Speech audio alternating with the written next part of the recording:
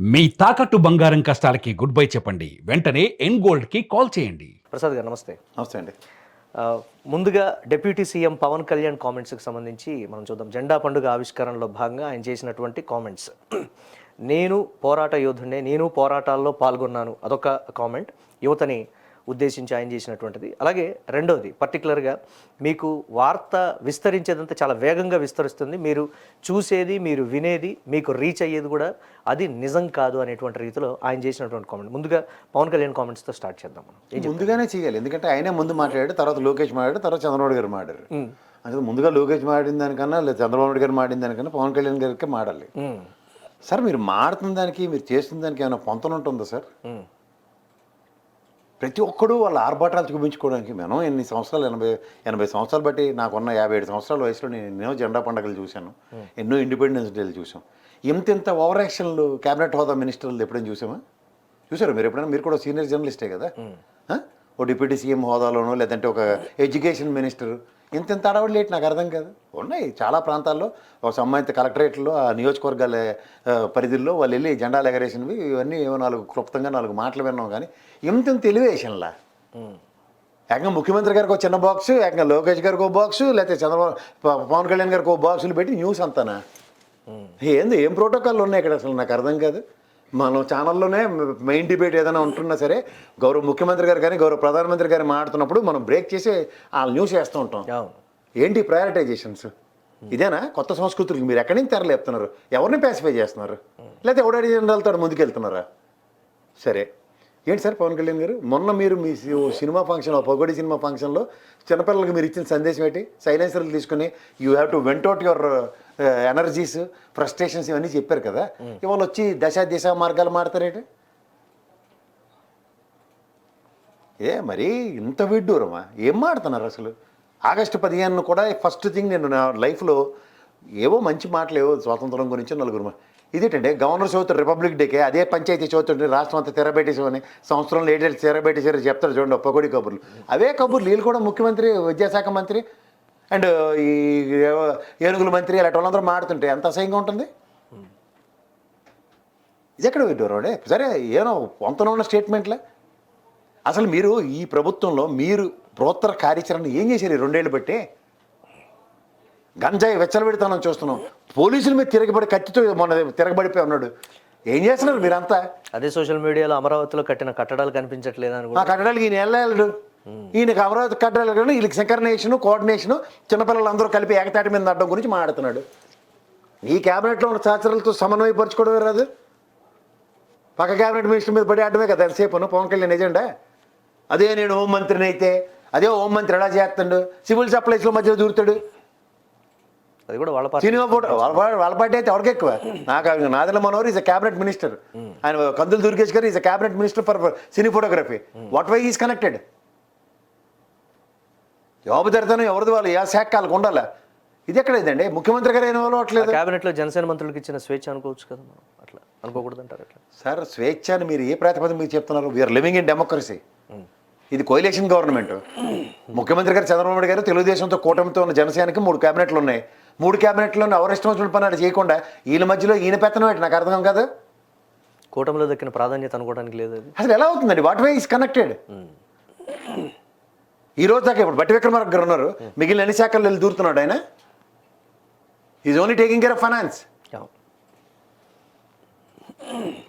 అలాగే ఆయన చెప్పినటువంటి మాట, మీకు విస్తరించేది చాలా వేగంగా వార్త విస్తరిస్తుంది, అది నిజమైతే కాదు, దాన్ని నమ్మకండి. సోషల్ మీడియాలో రీసెంట్ టైంలో అలా విస్తరించినటువంటి అదే పకోడీ ఛానల్ అవే దిక్కుమాల అబద్ధాలు చెప్తున్నాడు, దాని మీద మాడచ్చు కదా. ఈ నోరిపితే ముగ్గురు తప్పేల ఛానల్ అదే దిక్కుమాల అబద్ధాలు కదా. జరిగిందోటి చెప్తుందోటి కదా.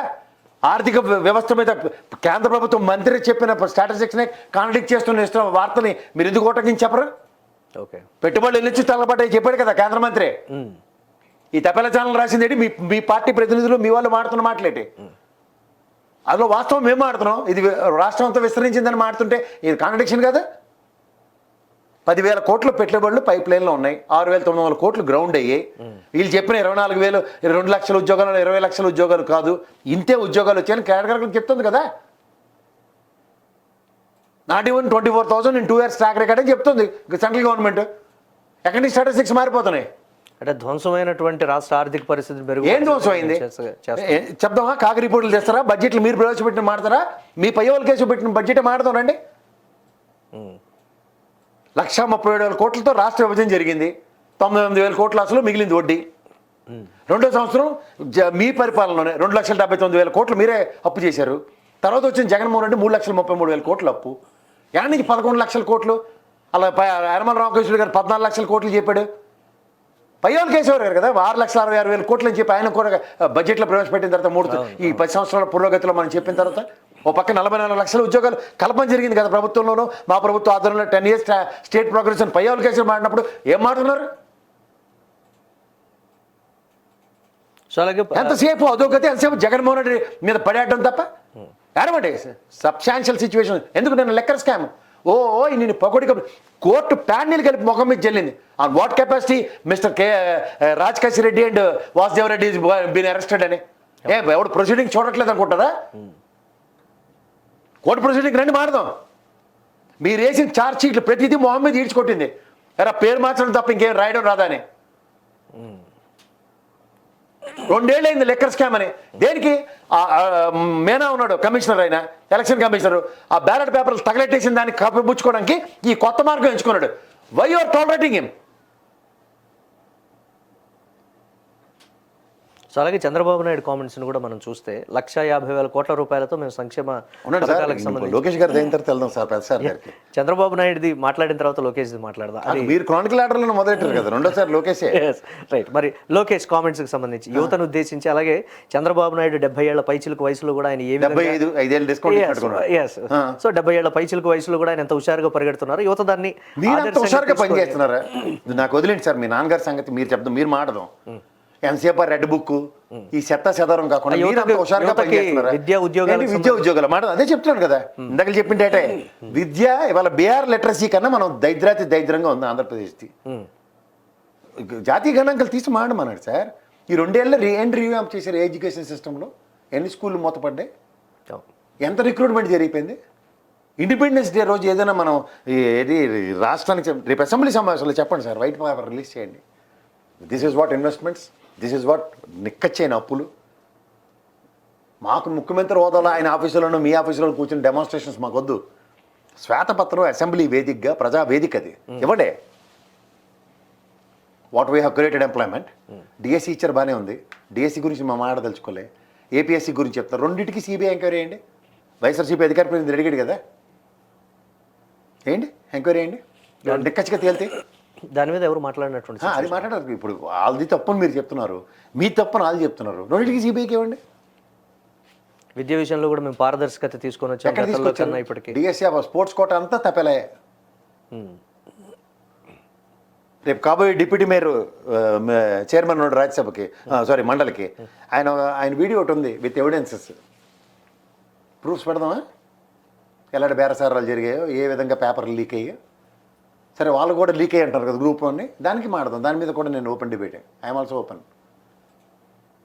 పెట్టుబడులు తీసుకురావడంలో కూడా లోకేష్ పాత్ర చాలా కీలకంగా. ఏం తెచ్చారు తిరుగుతున్నాడు, కాళ్ళకి బల్పం కట్టుకుని, కాళ్ళకి స్కేటింగ్ షూస్ వేసుకుని తిరుగుతున్నాడు దేశాల్లో. నేను ప్రకటించిన కంపెనీలు కావచ్చు, లేకపోతే ఇవన్నీ కూడా లోకేష్ శంకుస్థాపన రాళ్ళు ఎవరికి కావాలండి? మాకు కావాల్సినవి ఎగ్జిక్యూట్ అవుతున్నవి. కేంద్ర పరిశ్రమల శాఖ మంత్రికి సంబంధించిన జనరలైజ్డ్ రిపోర్ట్లో కేటగారికల్గా చెప్పినవి 10,000 crores are about to ground, out of which 6,990 crores got grounded. Employment is created అన్న ప్రాతిపదిక మీద 24,000 మందిని చెప్తూ ఇవన్నీ మాడుతున్నప్పుడు ఎక్కడి నుంచి స్టాటిస్టిక్స్ మాడుతున్నారు వీళ్ళు? అంటే రాష్ట్రాలు అబద్ధం చెప్తాయంటారు. ఆబ్వియస్లీ అది అఫీషియల్గా స్వతంత్ర దినోత్సవ వేడుకల్లో ప్రకటించే దాని అది కూడా నమ్మాల్సినటువంటి పని. నేనైతే నమ్మాల్సిన అవసరం కూడా లేదు సార్. నేను ఎప్పుడు చెప్తా ఉంటా, reserve bank data, next minister of industries నుంచి వచ్చే డేటా, ఇలాంటివి పట్టుకుని ఫైనాన్సెస్ మీద, ఇండస్ట్రియల్ గ్రోత్ మీద మాడితే ఎవడైనా మాట్లాడచ్చు. అవేవి కాకుండా ఎవడికి నచ్చాడు ఈ తెపలసానంలో కూర్చుని వాడు కవియత్ర మొలలో చెక్కిన శిల్పాలకి మాకేటండి అర్థం. అక్షరాలకు శిల్పాలు చెక్కినట్టు చెప్తారు అబద్ధాలు కాబట్టి. ప్రభుత్వం నిర్వహించేటువంటి ప్రతి కార్యక్రమాన్ని ప్రతిపక్షాలు విమర్శిస్తూ ఉన్నాయి. పర్టికులర్గా పనికొచ్చిన ఏమైనా చేయండి. జెండాలు పట్టుకుని మంచి ప్రభుత్వం ఒకసారి చెప్తారు. మంచి ప్రభుత్వం అంటే లాండ్ ఆర్డర్ ఎలా ఇస్తుందో చూస్తున్నాం కదా. చిన్న పిల్లలు తప్పడిపోతే పట్టుకోలేకపోతున్నారు. లాకప్ డెత్లకి దిక్కుదేమన్నా లేదు. ఒక అపోజిషన్ లీడర్ బయటకు వస్తే పోలీస్ ప్రొటెక్షన్ ఇవ్వలేకపోతున్నారు. ఏం లా అండ్ ఆర్డర్, ఏం సిచ్యువేషన్స్ ఉన్నాయి? అపంశుభం తెలియని చిన్నపిల్లల మీద మానభంగాలు, హత్యలు, ఆడపిల్లలకి రక్షణే లేదు. ఉన్న దరిద్రం చూడాలి. దిశ యాప్ కూడా తీసేశారు. మీరే చెప్పారు రూపాయలు ఇలాగనే నవ్వి ఎటకారాలు చేసేది పని అవుతుందో కూడా ఉన్న పని చెడగొట్టరు. రాష్ట్రంలో శాంతి భద్రతలు కావచ్చు, ఇవన్నీ కూడా ప్రస్తుతానికి అదుపులోనే ఉన్నాయి. ఎవరు అదుపులో ఉన్నాయి? సీఎం గారు అదుపులోనే ఉన్నాయి. కానీ రాష్ట్రంలో ఏది మాత్రం కంట్రోల్లో లేదు. గంజాయి తాగి పోలీసుల మీద తిరగబడితే తర్వాత 10 మంది పోలీసులు వెళ్ళి కొట్టడం కాదు. ఉన్న ఒక్క పోలీస్కి రక్షణ లా అండ్ ఆర్డర్ ప్రకారం ఉందా? కూటమి ప్రభుత్వం డిస్క్రిప్షన్ ఉన్నదా? ఇది మాట మనం చెప్పేది ఏంటంటే, కూటమి ప్రభుత్వం వచ్చిన తర్వాత ప్రజలు ప్రశాంతంగా వారి పనులు చేసుకోగలుగుతున్నారు. పని ఏం పని చేస్తారు? ప్రశాంతంగా ఉన్నారు. క్యాష్ రొటేషన్ ఎక్కడుంది? మహానుభావుడు అమర్ సేన్ గారు చెప్పింది కానీ, రిజర్వ్ బ్యాంక్ మాజీ గవర్నర్ రఘురామన్ రాజన్ గారు చెప్పింది కానీ, కామన్ మ్యాన్ చేతిలో రొటేషన్ ఎక్కడుందో చూపించండి ఒకసారి. డబ్బులు నేను చెప్పడం పెట్టి గడప గడప తిరుగుతున్నారు. మీరు తిరిగిన 63 మంది 67 మంది ఎమ్మెల్యేలు వెళ్ళలేదట తెలుగుదేశం నుంచి. తిరిగిన ఎమ్మెల్యేలు లబోదిబోని మొత్తుకుంటున్నారు. నెల వచ్చేటప్పటికి క్యాష్ వారే పంచుతున్నారు కదా, ఏం సంక్షేమ పథకాల రూపంలో. సార్ 2,71,000 కోట్లు సంక్షేమం చేసిన 5 సంవత్సరాల జగన్మోహన్ రెడ్డి ప్రభుత్వం 98% సక్సెస్ రేషియో చూపించిన దానికి 2,71,000 కోట్లు అయితే, వీళ్ళు ఇచ్చిన కోసు కొత్తర 13,500 కోట్లు కావాల్సిన ఏది అమ్మఒడి పథకానికి 8,000 కోట్లు మాత్రం ఇచ్చి 5,500 కోట్లు బకాయి పెట్టిన ఫస్ట్ ఇయర్లో ఈ ఇయర్ ఇప్పుడు ఈ మంత్ రిలీజ్ చేశారు.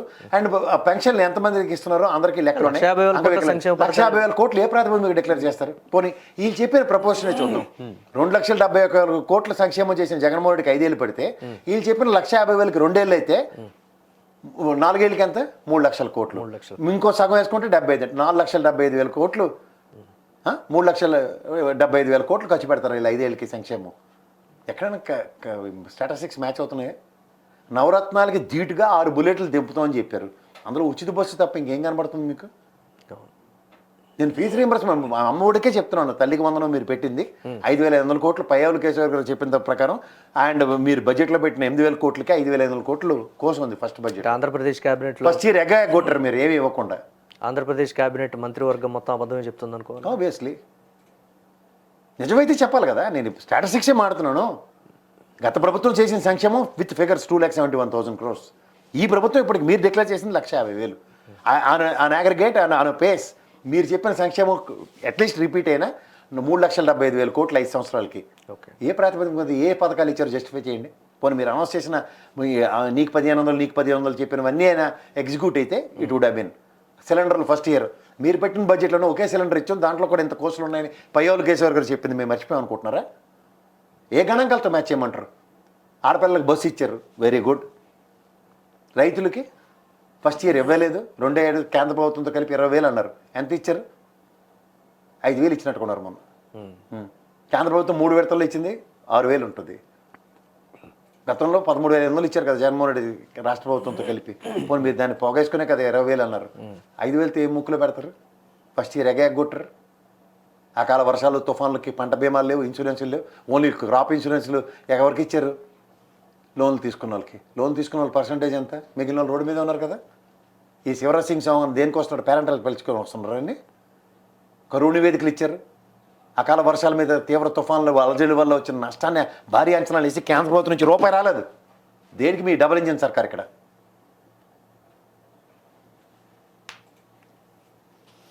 ఎంతసేపు జబ్బలు చర్చుకుంటూ పురోగతిలో అభివృద్ధి చెందేసాం, దేశం ప్రపంచంలో మన అమరావతి పక్క చూస్తుందని ఎంత సెంట్రీకి దాని మీద 47,000 కోట్లు అప్పు చేసి ఏం సాధిస్తున్నారు? సీడ్ క్యాపిటల్ రోడ్డు రేట్ ఎంతో మాట్లాడదామా? కిలోమీటర్కి 187 కోట్ల. నేషనల్ లెవెలే 23-24 కోట్లకి వేస్తున్నారు ఒక్కొక్క కిలోమీటర్. ఏ ప్రాతిపదిక మీద? అదేమన్నా మనం ఏమైనా ప్లాటినంతో బంగారంతో కడుతున్నాం రోడ్లు? రాబోయే 100 ఏళ్ల కాలాన్ని కూడా దృష్టిలో పెట్టుకొని చేస్తున్నటువంటి నగర నిర్మాణం అని ఘనంగా చెప్తున్నారు. కాదండి, నగర నిర్మాణాలు ఎవరు చేయాలి? మనం చిన్నప్పుడు చదువుకోలేదా మీరు? నేను నదీ పరివాహక ప్రాంతాల్లో నాగరికతలు సంతరించుకున్నాయి, అక్కడే వ్యవస్థలు ఏర్పడ్డాయి. కృష్ణానది పరివాహక ప్రాంతంలో విజయవాడ డెవలప్ చేయలేదా? గుంటూరు అవ్వలేదా? అక్కడ దాకా మచిలీపట్నం దాకా అవ్వలేదా? లేకపోతే మిగిలిన అక్కడ దాకా రాజమండ్రి, ఏలూరు అవన్నీ అభివృద్ధి చెందకుండా ఉన్నాయి నదీ పరివాహక ప్రాంతాల్లో. ఇక్కడ వీళ్ళెందుకు నిర్మిస్తున్నారు నగరాలు? సో అలాగే ఇప్పుడు చంద్రబాబు నాయుడు కామెంట్స్కి సంబంధించి చూద్దాం. 1,50,000 కోట్ల రూపాయల సంక్షేమ పథకాలతో పాటు మేము రాష్ట్ర వ్యాప్తంగా పరిశ్రమలు కావచ్చు, లేకపోతే ఒక రూపాయికే మేము ల్యాండ్ ఇచ్చి కంపెనీలను మేము ఆహ్వానించినటువంటి విధానం కావచ్చు, నన్ను చూసి కంపెనీలు ఏ విధంగా వచ్చి ఎస్టాబ్లిష్ అవుతున్నాయో హైదరాబాద్ ప్రతిదానికి కూడా హైదరాబాద్ని ప్రామాణికంగా తీసుకొని నేను మరొక హైదరాబాద్ని మించినటువంటి నగరాన్ని నేను ఇక్కడ నిర్మించబోతున్నాను. ఏం చేశారు సార్ మీరు? ఐటీ ఇనిషియేట్ చేశారు, 5,000 చిల్లర కోట్లు మాత్రమే ఉత్పాదక శక్తిని మనకి ఎక్స్పోర్ట్స్ చూపించారు. తదనంతరం రాజశేఖర రెడ్డి గారి గవర్నమెంట్లో ఎంతో, కేసీఆర్ గారి గవర్నమెంట్లో 1,00,000 చర్చించుకున్నాం. కేసీఆర్ గారి ప్రభుత్వంలో 2,71,000 స్థాయికి ఎదిగాం. వీళ్ళు ఏ రోజు ఐటీ ఉత్పత్తుల మీద క్లెయిమే చేసుకోలేదు. మీరెందుకు సార్ 25% క్లెయిమ్ చేసుకుంటారు? ఒక ఐటీ సిటీ బిల్డింగ్ పెట్టారు. ఐటీ అంటే చంద్రబాబు అంటే ఐటీ అనే రీతిలో ప్రాజెక్ట్ అయింది. కోతుల పండుగ చేసుకున్నారు చూడండి, వాళ్ళని అడగండి చెప్తారు. వాళ్ళు చెప్పారు కదా. మరీ టూ మచ్ అండి, అసలు మరీ వింటున్నాం కదా అని. ఇప్పుడు ఒక అవకాశం అన్నది ఉన్నప్పుడు ఎవరికైనా, ఇప్పుడు మీరు ఎక్కడైనా చూడండి, రైతులు ఎలాగా వరి వేస్తారు అనుకోండి, ఇంక అందరూ ఊరంతా వరి వేస్తారు. మిర్చి అయితే ఊరంతా మిర్చి వేస్తారు. ఉల్లిపాయలు వేస్తే మొత్తం ఉల్లిపాయలు. అప్పుడెప్పుడో రేట్లు పెరిగి వచ్చాను దగ్గర నుంచి కర్నూలు పరిసర ప్రాంతాల పాపం ఎంత నష్టపోతున్నారు. డిమాండ్ సప్లై బట్టే ఉంటాయి సార్ ఎప్పుడైనా డెవలప్మెంట్. అప్పుడు ఐటీ సెగ్మెంట్కి డిమాండ్ ఉంది కాబట్టి బెంగళూరు అబౌట్ టు డిస్ప్రపోర్షనేట్గా బ్లో అవుతుంది దగ్గర. నెక్స్ట్ ఆల్టర్నేటివ్ హబ్ హైదరాబాద్ కాబట్టి ఎక్స్ప్లోర్ అయింది. ఆప్షన్ ఎక్స్ప్లోర్ చేసినప్పుడు ఆయన కాలువ తవ్వండి నేను కాదను, కానీ కాలువ తవ్విన తర్వాత దాని పెద్ద మహా నదుల కింద తయారు చేసిన నెక్స్ట్ ప్రభుత్వాల గురించి మాడకుండా ఎంతసేపు నేను చిన్న పిల్ల కాలువ తవ్వాను నేనే అంటే ఎలాగవుతుంది? రాష్ట్రంలో ఉన్నటువంటి ప్రతి వర్గం కూడా సంతోషంగా ఉండటంలో నేను ముందుంటున్నాను. దాని గురించే నేను ఆలోచిస్తున్నాను. మీరు ముందే ఉన్నారు, వెనకాతలు ఎవరు లేరు, మీకు అది గ్రహించండి ఫస్ట్. Yes sir. మహిళల విషయం కావచ్చు, యువత విషయం కావచ్చు, పారిశ్రామిక వర్గాలు, ఒక కామన్ మ్యాన్ కావచ్చు, ఒక వ్యక్తి తలసరి ఆదాయం విషయంలో కూడా ఆంధ్రప్రదేశ్ ప్రభుత్వం, కూటమి ప్రభుత్వం, డబుల్ ఇంజన్ సర్కార్ తీసుకుంటున్నటువంటి నిర్ణయాలు మీరు ఒక్కసారి ఆలోచించండి వాటి విషయంలో. ఎందుకు ఆలోచించు? 4.6% జీడీపీతో 4th ప్లేస్లోనే 5th ప్లేస్లో ఉండేది వైసీపీ గవర్నమెంట్లో. ఇప్పుడు మీ జీడీపీ తలసరి ఆదాయం ఎంత? ఏ స్టాటిస్టిక్స్ ఉన్నాయి చూడండి, తీసి చెప్పానండి వాళ్ళని. జిఎస్టీ వసూళ్ళు ఎక్కడ ఉన్నాం మనం చూడండి, కింద లడాఖ్తో పోటీ పడుతున్నాం మనం. దేశం మొత్తం గణాంకాలు ఏ వస్తే ఫాలో అవుతాయో మీకు కాదా? మీకు ఈ దిక్కుమాల పేపర్లో రాసిన వార్త మీకు ఏమైనా ప్రెసిడెంటా?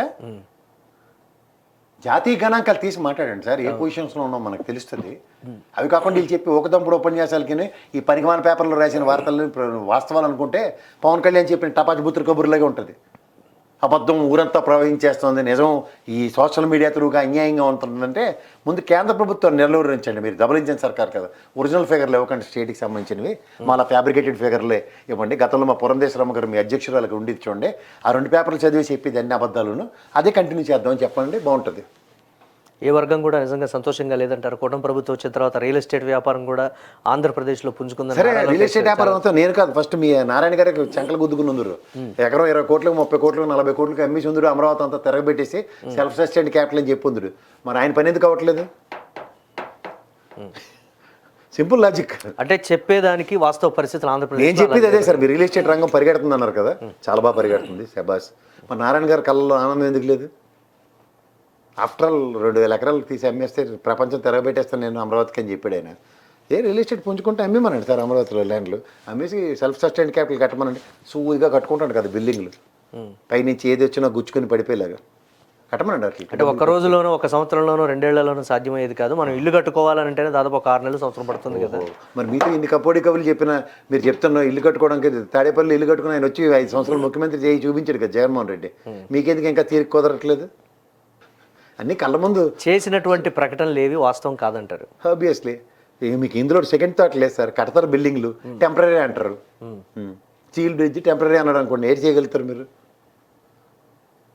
రేపొద్దున గవర్నమెంట్ అవుతూ ఉంటుంది, సీడ్ క్యాపిటల్ రోడ్డు కడుతూ ఉంటారు, ఇంత డబ్బులు ఖర్చు పెట్టి. ఇది టెంపరీ రోడ్డు అండి, పైనుంచి మనకి ఆకాశ సౌదాలు వస్తాయన్నాడు అనుకోండి, ఏడు చేస్తాం మనం? ఏమన్నా చేయగలరా మీరు? పనులు ఎలాగుంటే చెప్పనా? బెంచ్ సర్కిల్ దగ్గర 2 ఫ్లైఓవర్లు కట్టి చూపించాడు. భూమి పుట్టక్కడి నుంచి కనకదుర్గమ్మ ఫ్లైఓవర్ అని ఆడ ప్రభుత్వంలో అవ్వేలేదు. అవునా కదా? అంటే వాస్తవాలకిను పొగడి కబుర్లకి ఎంత తేడా ఉంటుందో చూసుకోండి. ఇండియాలో మొట్టమొదటి వైర్లెస్ పవర్ ఉన్నటువంటి ఎక్కడ కూడా స్తంభాలు కానీ మీకు అదేది కనిపించినటువంటి నగరం అమరావతి. హైలీ మోడర్నేటెడ్ కన్స్ట్రక్షన్ అనేది ఇక్కడ జరుగుతుంది. మీకు స్ట్రీట్ లైట్ చెట్లు కడతారా, లేకపోతే భూమి నుంచి ఇలా లైట్లు పైకి వస్తాయా? ఎక్కడ కూడా స్తంభాలు లేకుండా మీకు విద్యుత్ అనేది మీకు వస్తుంది, అధునాతనమైనటువంటి టెక్నాలజీతో నేను చేస్తున్నాను, మీరు వీటన్నిటిని గమనించండి. ఇప్పుడు మీకు అదనపు ఖర్చులాగా మీకు అనిపిస్తుందేమో కానీ ఫ్యూచర్ బాగుంటుంది. ఒకప్పుడు స్తంభాలు వేసాం, అది అదనపు ఖర్చు అనుకుందాం. లేదు ఖర్చు అంటే డబ్బులు తగ్గాలి కానీ పెరుగుతున్నాయి ఎందుకు? అక్కడ ఉన్నటువంటి వాతావరణ పరిస్థితి, వర్షాలు వస్తే నీటి ప్రవాహం, వీటన్నిటిని కూడా నేను క్రమబద్ధీకరిస్తున్నానని చెప్పారు ఆయన. ఎప్పటికి నగర నిర్మాణం పూర్తయ్యే లోపల దాని డైవర్షన్స్ కావచ్చు అన్ని చేస్తారు. నగరం మిమ్మల్ని కట్టమని ఇచ్చారా, లేకపోతే అమరావతి రాజధాని కట్టమని ఇచ్చారా? మీకు టాస్క్ ఎక్స్ప్లెయిన్ చేయండి ప్రాపర్గా. నగరం నిర్మించే ముఖ్యమంత్రిని నేను ఎప్పుడూ చూడలేదు. అమరావతి క్యాపిటల్ నిర్మించే ముఖ్యమంత్రిగా చంద్రబాబు నాయుడు గారి పేరు చెప్తే బాగుంటుంది. నగరాలు ఈయనెందుకు నిర్మిస్తున్నాడు? Why has to construct a proper cities?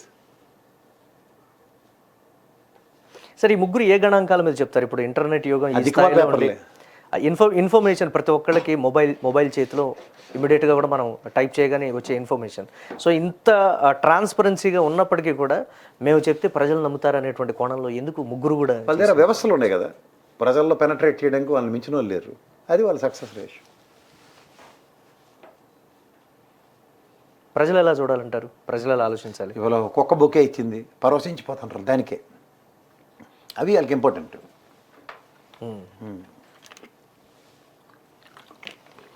BJP వాళ్ళు చెప్తారు చూడండి, దేశభక్తి అంటే వాళ్ళ పేటెంట్ రైట్స్ వాళ్ళ దగ్గర ఉన్నట్టు, మనకు ఎవరికి దేశం కాదు, మనకు భక్తి లేనట్టు.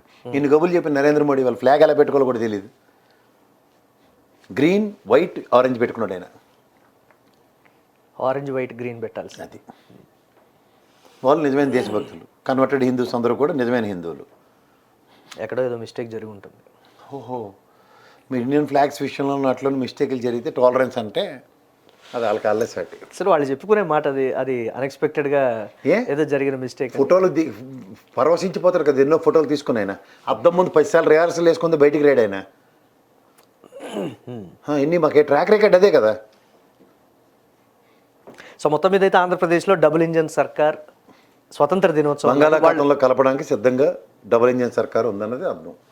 కేంద్రం నుంచి మేము ఆ స్థాయిలో నిధులు తీసుకొని వస్తాం. చచ్చిన రూపాయి స్టాటిస్టిక్స్ మాడదాం. దానికి కూడా జగన్మోహన్ రెడ్డి హయాంలో గ్రాంట్ల రూపంలో దగ్గర 90,000 కోట్ల పైచీలకు వచ్చాయి.